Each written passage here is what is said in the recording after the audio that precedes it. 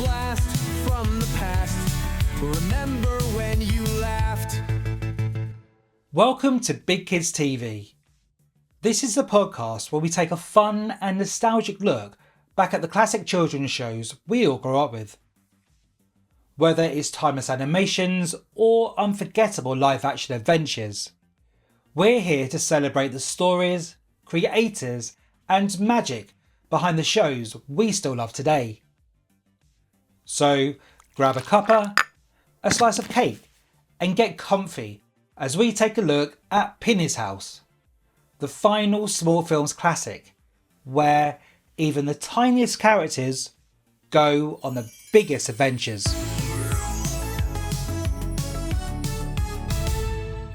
Back in 1986, Pinny's House became the last ever production from Small Films, the studio behind some of Britain's most beloved children's TV shows. Created by Peter Firmin and produced by Oliver Postgate, this charming little series packed big adventures into just 13 5-minute episodes. It may have been short, but it left a lasting impression with its beautiful storytelling, delicate animation, and enchanting folk-inspired music.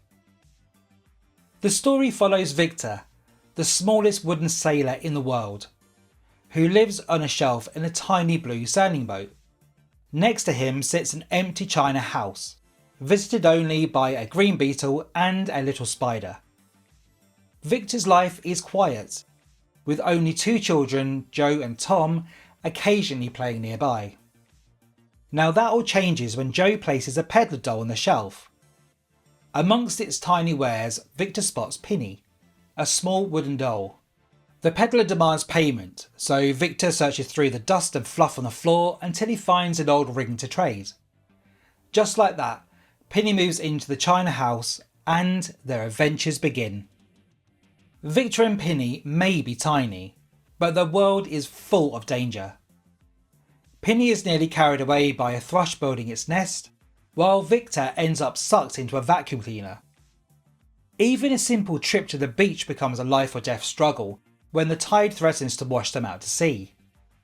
Through every challenge, they show bravery, quick thinking, and teamwork. Matilda Thorpe's gentle narration reassured young viewers, and the Welsh folk group Our Log provide a magical soundtrack that made their adventures even more special. Unlike Small Film's earlier stop-motion shows like Bagpuss and The Clangers, Pinny's House used hand-painted illustrations brought to life with simple animation. This gave the series a dreamy, storybook feel that suited its delicate storytelling. Peter Firmin not only wrote the series, but also created all the artwork, filling it with his signature charm. Like all Small Films productions, it was made on a modest budget, in a barn in Kent rather than a big studio.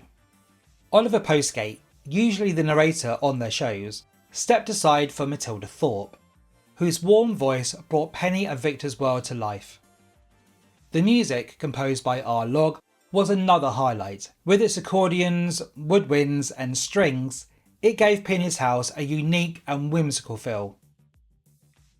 Although only 13 episodes were ever made, they were regularly repeated on BBC One and BBC Two until 1993, meaning a whole generation of children got to experience its tiny but wonderful world. As the final project for Small Films, Pinny's House marked the end of an era. Firmin and Postgate had been at the heart of British children's television for decades, and this series was a perfect farewell. Gentle, imaginative, and most importantly, full of heart. It may not have been as well known as Bagpuss or The Clangers, but for those who watched it, it was just as magical.